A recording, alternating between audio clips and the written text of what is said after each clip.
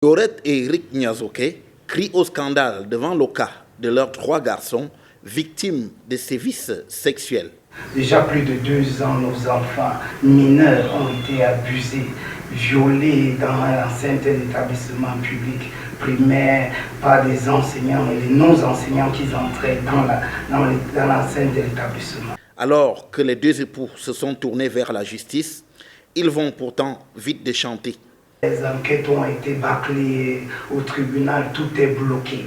Nous avons écrit au ministère de la Justice, à la présidence, au ministère de l'enseignement de base. 3 enseignants sont interpellés d'entrée de jeu. Après 48 heures de garde à vue, ils sont déférés devant le procureur et libérés sous caution.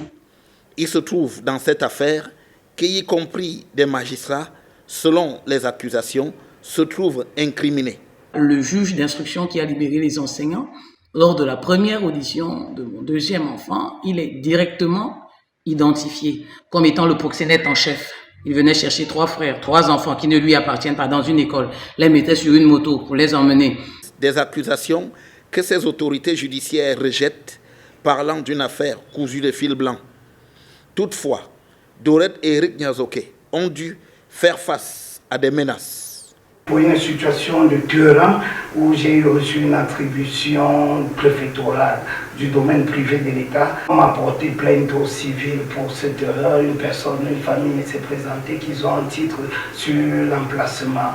Et depuis plus de 2 ans, ça tourne en rond au tribunal de Guibert. Impuissant, le couple Nyazoke en est réduit à appeler à l'aide, tout en dénonçant l'attitude d'une délégation du ministère de l'Éducation de base rendue à Guibert pour cette affaire. On m'a dit de façon ouverte et directe que cette affaire, je vais la perdre et que le ministère public est assez puissant. C'est donc une famille abandonnée à son sort qui essaye de se tirer de cette mauvaise passe.